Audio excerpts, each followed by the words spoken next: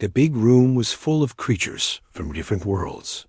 Captain John Mitchell stood still and watched them all come in. His face showed nothing, but his eyes were sharp. He had been a soldier for 20 years, and he knew how to hide his feelings. Zephyrians walked in first. They looked like big insects made of crystal. Their bodies made soft clicking sounds when they moved. Behind them came the Nethians. They were like gas clouds trapped in special suits. The Chromaxi came last. They were huge and strong, with thick armor on their skin. When they walked, the floor shook. Admiral Linda Hayes walked to the big table in the center of the room. She was the most important person from Earth at this meeting. Her job was to make peace with the aliens. The war had been going on for 3 years. Many people had died. Many cities had been destroyed. The treaty papers were on the table. They were written in many languages. The aliens wanted Earth to give up a lot of things. Humans would have to leave their colonies on other planets. They could only keep a small army. They could not travel far into space without asking permission first. "Today we make history," said Chancellor Vex 9. He was the leader of the Zephyrians. His voice came through a machine that changed his words into human language. "Let there be peace between all our peoples." The other alien leaders nodded. They were happy. They thought they had won the war. Earth was giving up. Humans would never be a threat again. Admiral Hayes picked up the special pen. She looked at the papers for a long time. The room was very quiet. Everyone was watching her. She looked over at Captain Mitchell. He gave her a tiny nod. Only she could see it. It was a signal they had planned before. She signed her name on the papers. The aliens made happy sounds. Some of them clapped. Others made clicking noises. The Nethians glowed brighter in their suits. "The war is over," said Admiral Hayes. "Earth accepts these terms." But Captain Mitchell was not thinking about peace.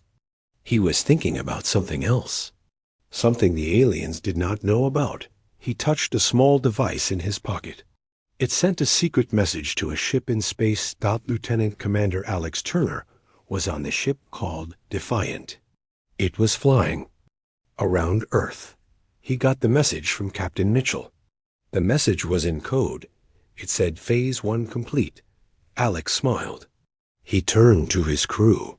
"Get ready for Phase 2, he said. The aliens in the big room were still celebrating. They thought they had beaten humanity. They did not know that humans had been planning this moment for a very long time. The Chromaxi General Gornix laughed loudly. "Humans are weak," he said to his soldiers. "They give up too easily. We will take their planets and make them our slaves." The Zephyrian Chancellor nodded. "Their technology is not as good as ours. They know they cannot win." But Admiral Hayes heard everything. She did not show any anger on her face. She just smiled and shook hands with the alien leaders. Inside, she was thinking about what would happen next. The ceremony was almost over. The papers were signed. The aliens were ready to leave. They would go back to their worlds and tell everyone about their great victory. Captain Mitchell walked over to Admiral Hayes. He spoke quietly so only she could hear. "The fleet is ready," he said. "Good," she whispered back. "Let them think they have won." The aliens started to leave the room. They were talking about how they would divide up the human colonies. They were planning which planets they would take first. They thought humans would just watch and do nothing. As the last alien left, Admiral Hayes sat down in a chair. She looked tired, but there was something else in her eyes. Something that looked like hope. "Did we do the right thing?" asked Captain Mitchell. Admiral Hayes smiled. "They think we are weak. They think we are afraid, but they do not know humans very well." Far away from the meeting, in a secret place in space, other human ships were waiting. These ships were not supposed to exist. The aliens did not know about them. They had been built in secret places where no one could find them. Captain Rachel Stone was on one of these ships. It was called Liberty. She was looking at the stars through a big window. She had been waiting for this day for 2 years. "Message from Earth," said her communications officer. "The treaty is signed. We can begin." "Captain." Stone nodded. "Tell all ships to get ready. The real war starts now." The aliens thought they had won. They thought humans had given up. But they were wrong. The peace treaty was not the end of the war. It was just the beginning of something much bigger. Humans had learned something important during the war. They had learned that aliens were smart. But they were also proud. They believed what they wanted to believe. They did not look for tricks. The treaty was the biggest trick in human history. While the aliens celebrated their victory, humanity was preparing for revenge. The war was not over. It was just starting. Admiral Hayes stood up and walked to the window. She could see Earth below. It looked peaceful and quiet. But she knew that in secret places all over the planet, humans were working. They were building new weapons. They were training new soldiers. They were getting ready. "Let them enjoy their victory," she said quietly. "It will not last long." The aliens had made one big mistake. They thought humans would keep their promises. They thought the peace treaty meant something. But humans had learned to lie very well. And they were about to show the galaxy just how good they were at it. 6 months had passed since the peace treaty was signed. The galaxy was quiet. The aliens thought they had won the war. They were taking over the planets that used to belong to humans. They were building new bases and making new rules. But deep, in space where no one could see them, something else was happening. Commander Rachel Stone stood on the bridge of a huge warship called Liberty. This ship was not supposed to exist. The aliens thought all human warships had been destroyed. "Report," said Commander Stone to her crew. "The Chromoxy are moving their big ships toward the Centauri system," said Intelligence Officer Ben Rodriguez. He was looking at a screen that showed dots moving through space. "They took the bait," Commander Stone smiled.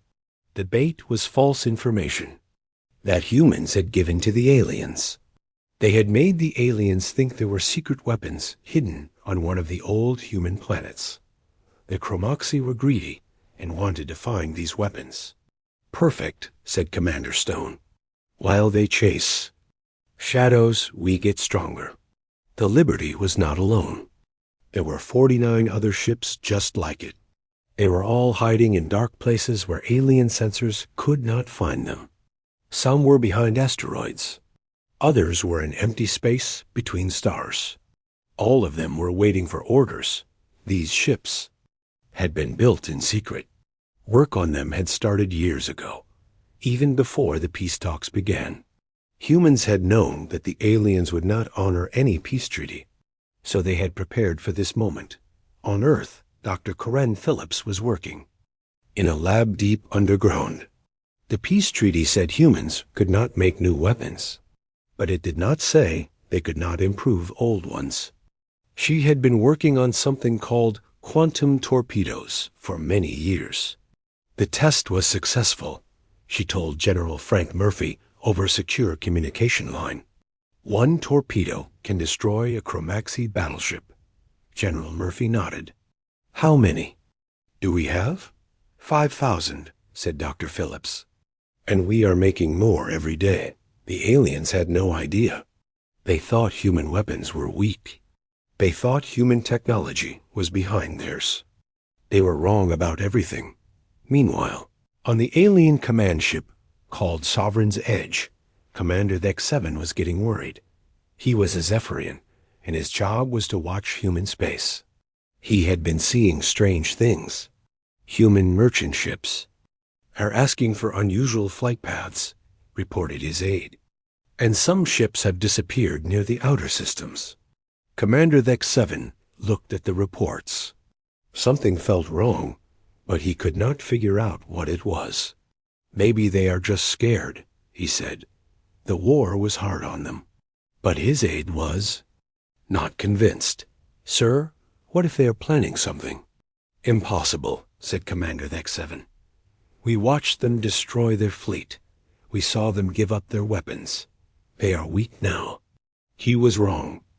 The fleet the aliens had watched being destroyed was made up of old ships that were going to be scrapped anyway. The real fleet was hidden where no one could find it. Captain John Mitchell was on one of these hidden ships. He was now in charge of the secret human fleet. His ship was called Shepherd One. From here, he could talk to all the other hidden ships. All units, this is Shepherd One, he said into his communicator. The shepherds are moving. Get ready for the harvest. The message was sent in code. All across space, human ships received it. Crews that had been waiting for months started to prepare. They checked their weapons.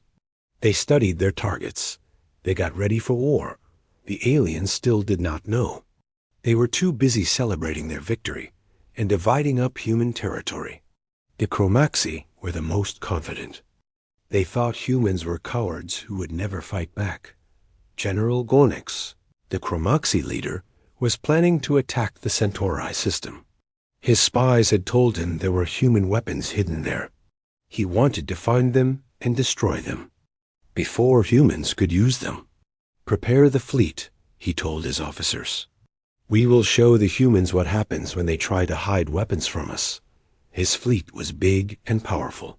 50 warships, each one armed with the best weapons the Chromaxi had. They were sure they could defeat anything the humans had, but the humans were ready for them. Captain Mitchell had been watching the Chromaxi fleet for weeks. He knew where they were going. He knew when they would arrive. He had prepared a surprise. For them, the trap is set, he told Commander Stone. When they arrive at Centauri, we will be waiting. The human plan was simple but clever. They would let the Chromaxi find the fake weapons depot.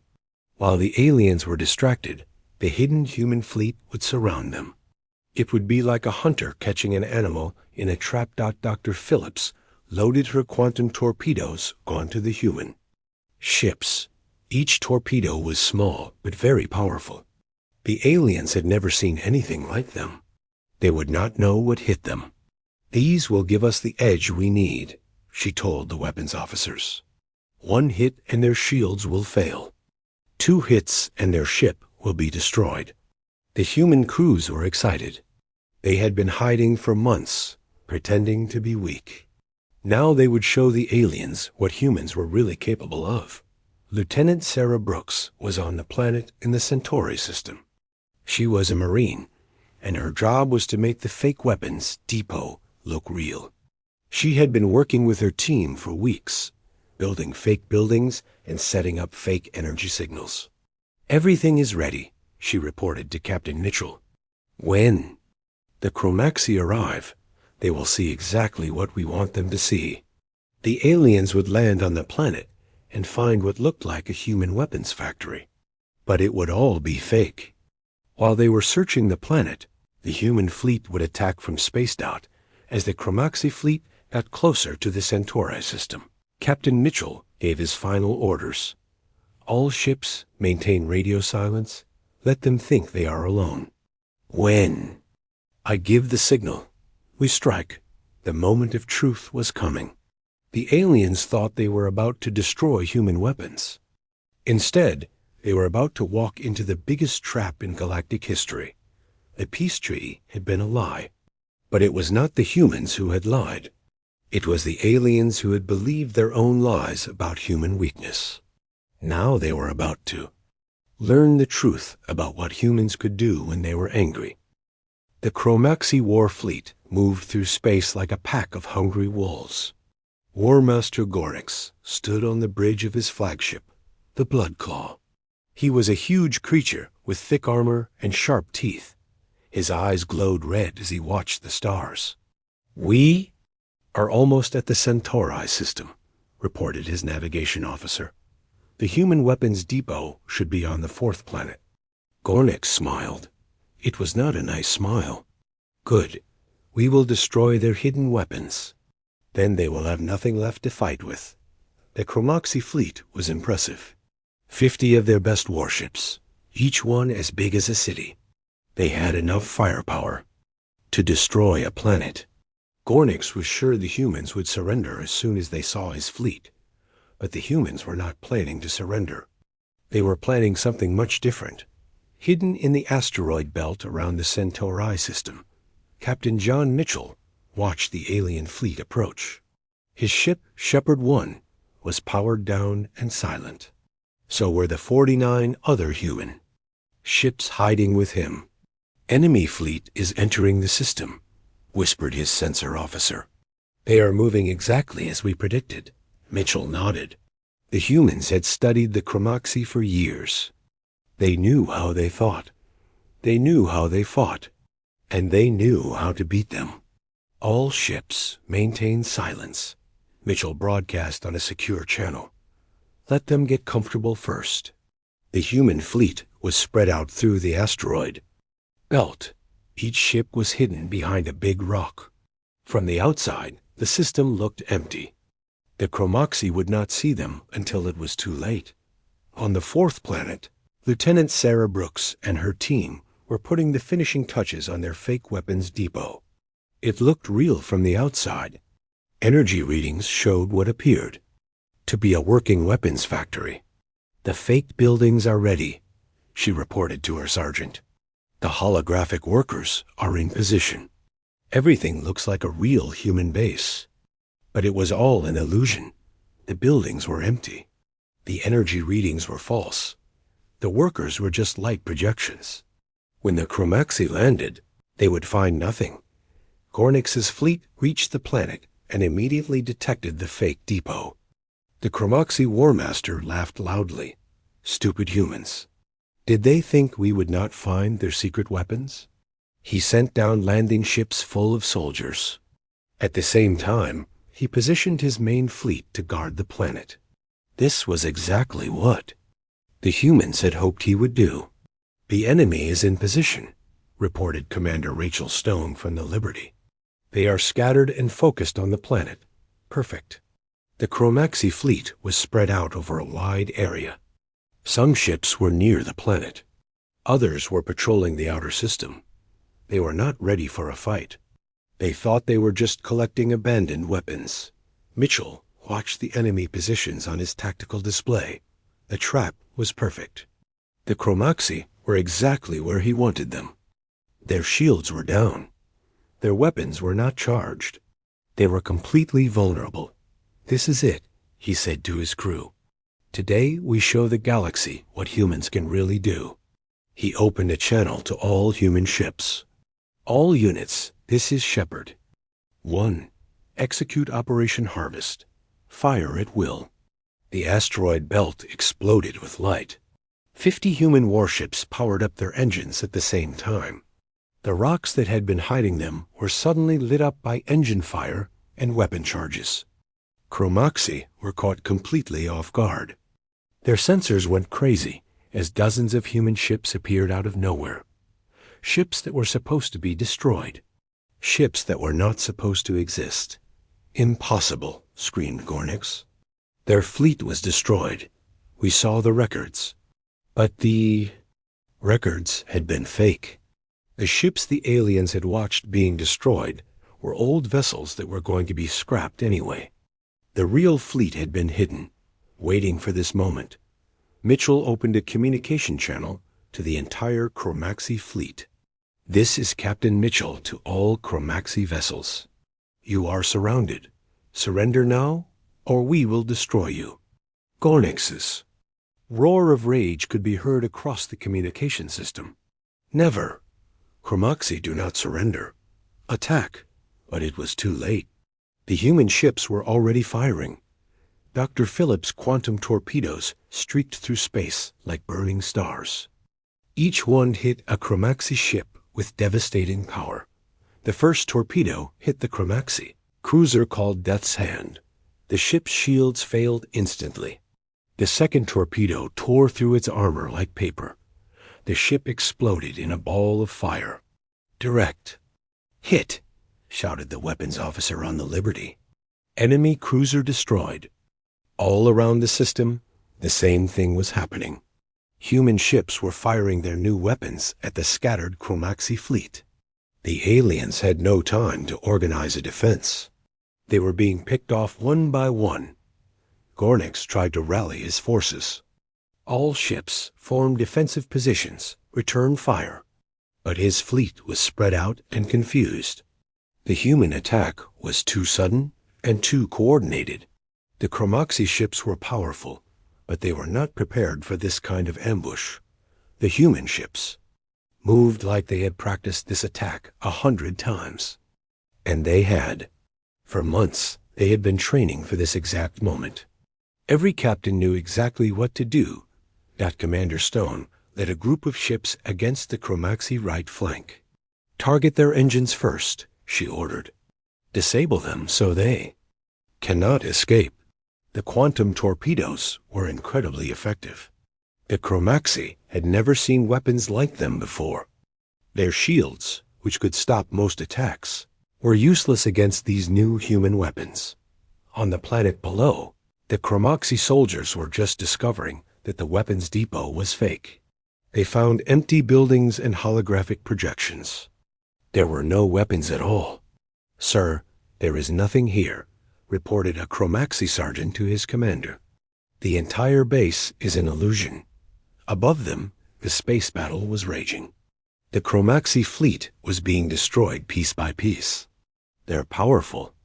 Warships were exploding one after another. Mitchell watched the battle from his command chair.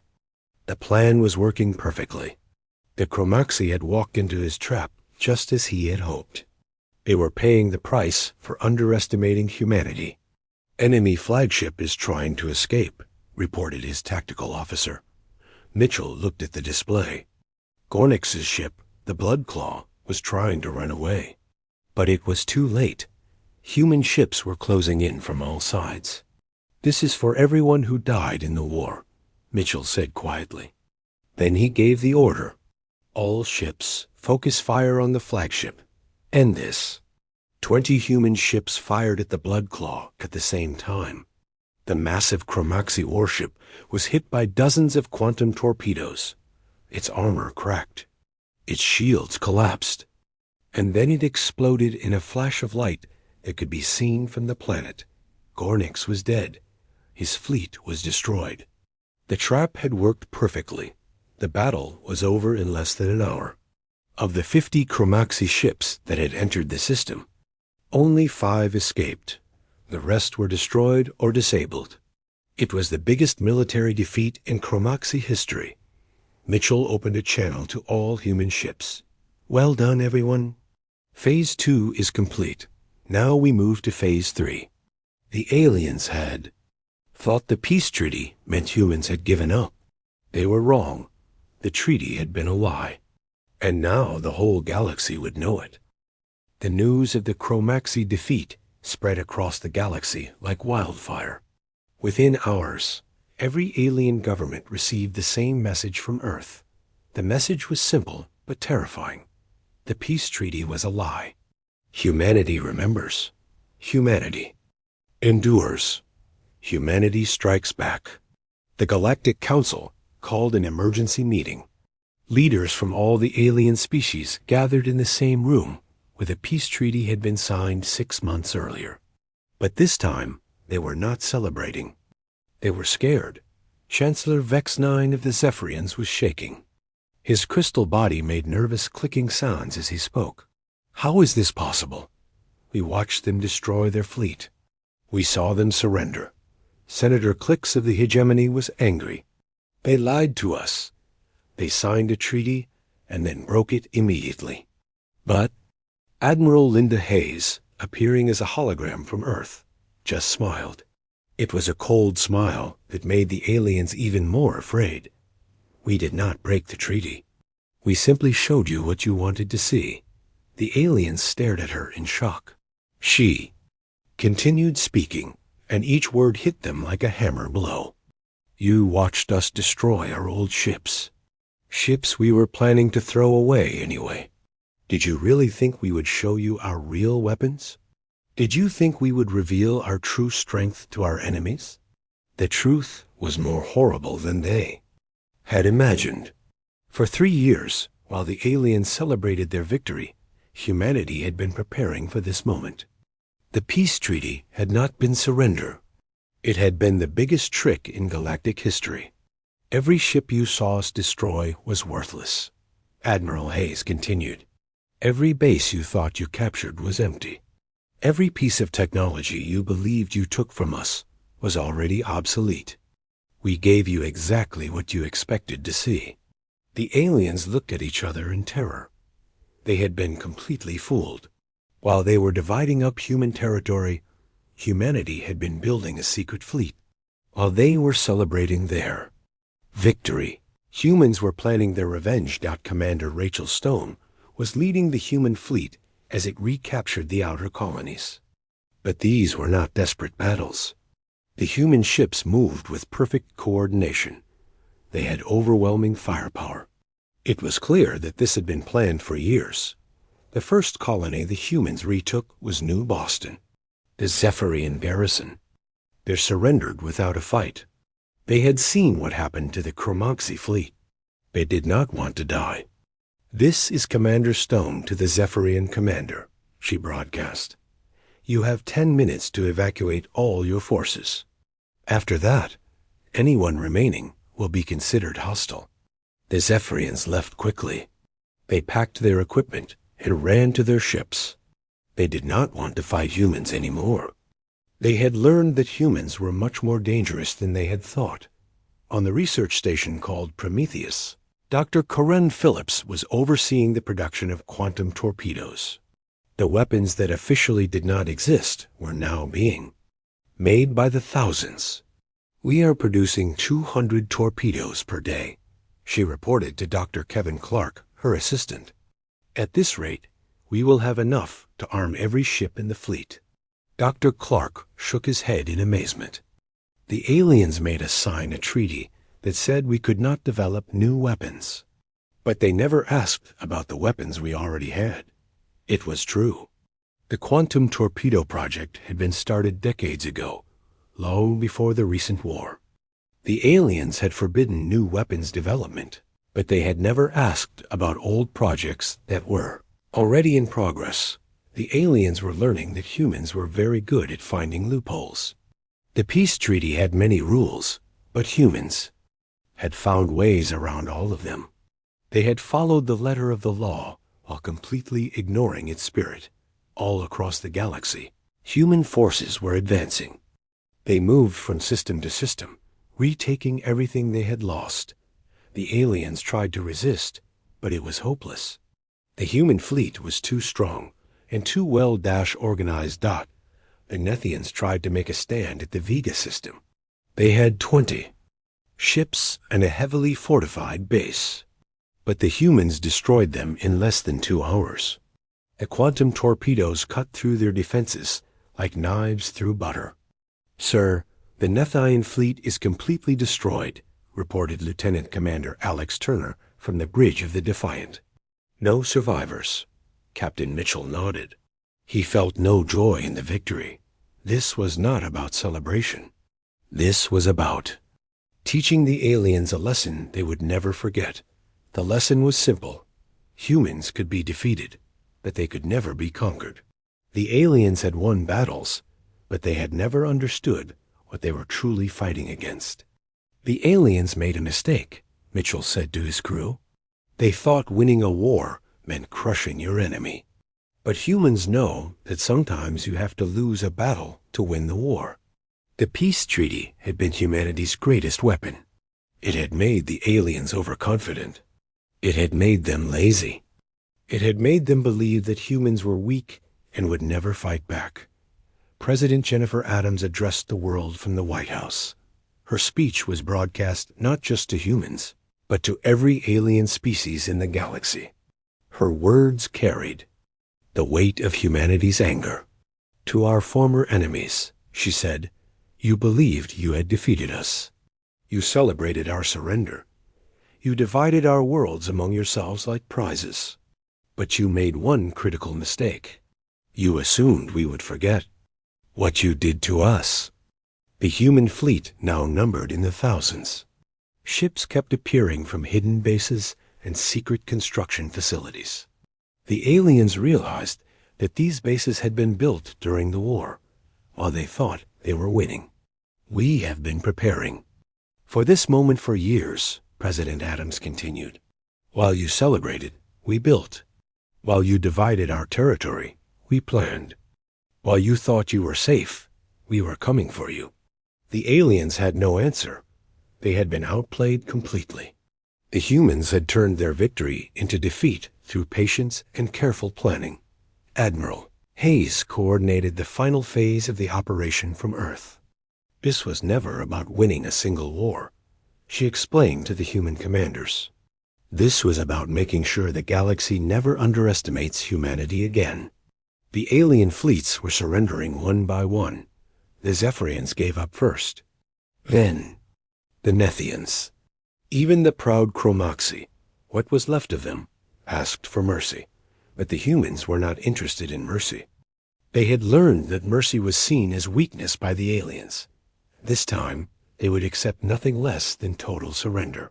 No negotiations, Admiral Hayes told the alien ambassadors. No conditions. Complete surrender. Accept our terms or be destroyed. The aliens had no choice. They had started this war thinking humans were weak. Now they were learning that humans were the most dangerous species in the galaxy. Not because they were the strongest, but because they were the smartest. The peace treaty had been their masterpiece. A document that allowed them to hide their true strength while their enemies grew weak and careless. It had been a perfect trap, and every alien species had walked right into it. As the last alien stronghold fell, the galaxy understood a new truth. Humanity was not just another species. They were something different. Something that could not be defeated by conventional means. The war was over. But this time, humanity had won. And they had won by being smarter than their enemies. 6 months after the great ambush at Centauri, the galaxy was a different place. The alien species that had once ruled space were now begging for mercy. Human ships controlled every major system. The tables had turned completely. Admiral John Mitchell stood on the bridge of his new flagship, the Retribution. It was the biggest warship humans had ever built. Through the large windows, he could see the crystal cities of the Zephyrian homeworld below. The cities that had once seemed so beautiful now looked fragile and helpless. Admiral, said Communications Officer Lisa Parker, we are getting surrender messages from 17 different star systems. The hegemony wants to negotiate peace terms. Mitchell shook his head. Tell them there will be no negotiations. The terms are simple. Complete surrender. Nothing less. The aliens had made a terrible mistake. They had thought that humans would be grateful for the peace treaty. They had believed that humans would honor it because they were afraid. They had never considered that humans might see the treaty as nothing more than a pause in the fighting. Human fleet was now enormous. New ships appeared every day from hidden construction yards. The aliens finally understood that these facilities had been built during the war, while they thought they were winning. On Earth, President Jennifer Adams was giving a speech to the world. Her words were also being broadcast to every alien planet in the galaxy. The aliens listened in growing fear as she spoke. To those who once called themselves our conquerors, she said, you thought you had broken us. You thought we would bow down and accept defeat. But you forgot something important about humans. We never forget, and we never forgive. The human military had revealed its true size. What the aliens had thought was a small defensive force was actually the largest fleet in galactic history. Every ship was equipped with weapons that were decades ahead of anything the aliens had. Commander Rachel Stone was leading the assault on the Chromoxy capital system. The few remaining Chromoxy ships tried to defend their homeworld, but it was hopeless. The quantum torpedoes destroyed them easily. "This is Commander Stone to the Chromaxi Defense Fleet," she broadcast. "You have one chance to surrender. Lay down your weapons and prepare to be boarded." The Chromaxi commander, General Vex, was the brother of the dead Gornix. He wanted to fight, but he knew it was suicide. His fleet of 20 ships faced over 200 human vessels. "We surrender," he said quietly. "Please do not destroy our world." But the humans were not interested in destroying worlds. They wanted something more valuable than destruction. They wanted the aliens to remember this lesson forever. Dr. Karen Phillips was now in charge of weapons development for the entire human fleet. Her quantum torpedoes had changed the balance of power in the galaxy, but she was already working on even better weapons. "The new plasma cannons are ready for testing," she told Admiral Hayes. "They can destroy a planet's surface from orbit." Admiral Hayes nodded. "Good. Make sure every alien government knows about them. Fear is our best weapon now." The aliens were learning that humans were not just good at fighting. They were good at psychological warfare. Every human victory was broadcast across the galaxy. Every alien defeat was shown to their own people. The message was clear. Resistance was futile. Humanity had returned, and they were stronger than ever. Captain Lisa Turner was commanding the human forces that were retaking the outer colonies. But the aliens were not fighting back anymore. They were evacuating as fast as they could. "Sir, the Nethian fleet is leaving the Rigel system," reported her tactical officer. "They are abandoning their base without a fight." The aliens had learned that fighting humans was a losing proposition. Every time they tried to resist, they were destroyed. It was better to run and hope for mercy later, but mercy was not something humans were offering freely. The aliens had to earn it by proving they would never threaten humanity again. On the space station called Victory, Admiral Hayes was meeting with the surviving alien leaders. They had come to formally surrender their fleets and territories. "We accept your surrender," she told them, "but understand this. The galaxy has changed. Humans are now the dominant species. You will follow our rules." The aliens nodded silently. They had no choice. Their fleets were destroyed. Their worlds were defenseless. They could only hope that humans would be more merciful than they had.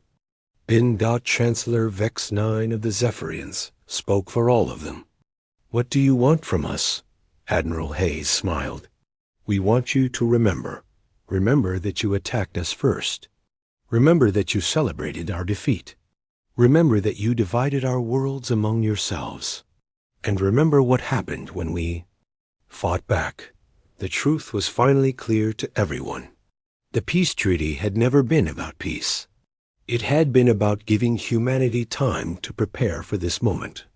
Every day of the ceasefire had been used to build ships, train soldiers, and develop new weapons. The aliens had been played like children. While they argued about which human colonies to take, humans had been planning their revenge. While they celebrated their victory, humans had been building the tools of their defeat. President Adams concluded her speech with words that would be remembered throughout galactic history. "Let this be a lesson to all who would threaten humanity. We can be defeated in battle, but we cannot be conquered.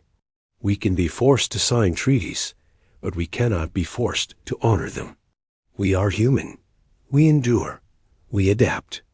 And we always find a way to win." The human fleet now controlled over 1,000 star systems.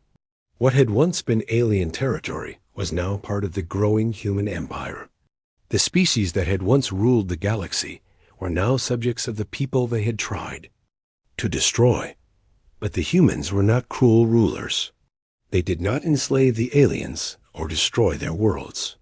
They simply made sure that everyone understood who was in charge now. Captain Mitchell broadcast the final message of the campaign to every ship in the human fleet. Let this be remembered throughout the galaxy. Humanity knew it all along. The Peace treaty was a lie, and we are very, very good at lying. The aliens would spend the rest of their lives trying to understand how they had been so completely fooled.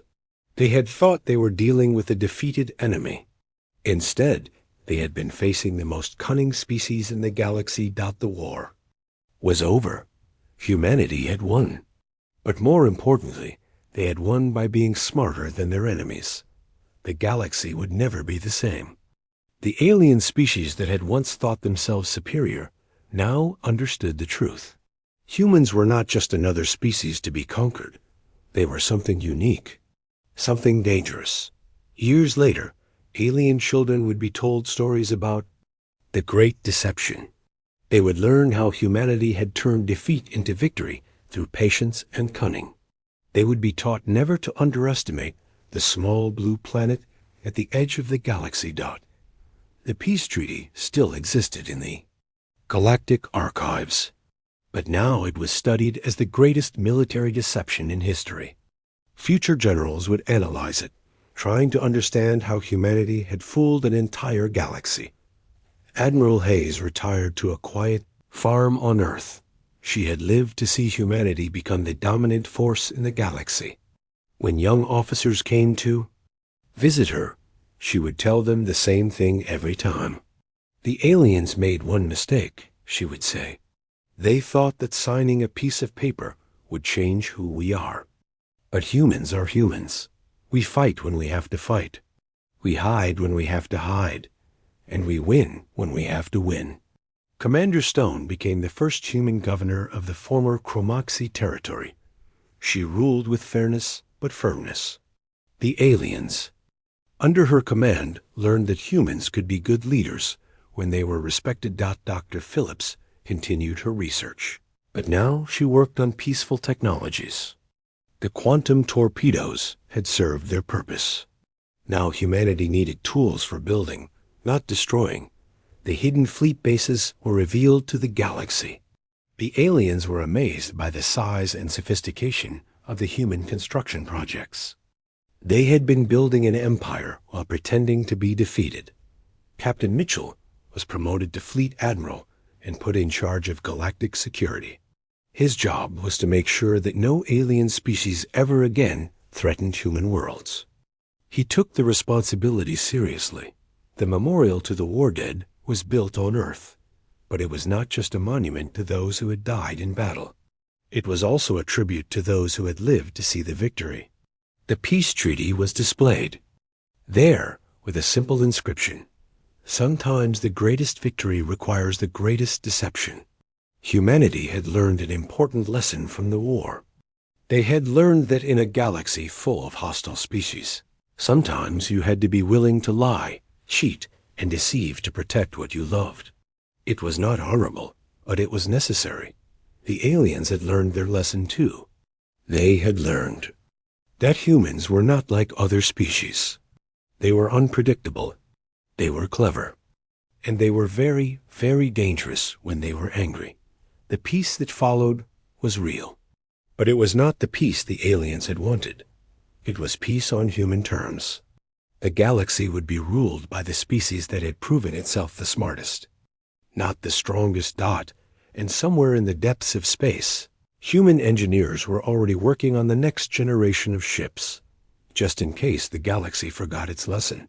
Just in case someone else decided to test humanity's resolve. The peace treaty had been a lie, but it had been a necessary lie, and it had saved humanity from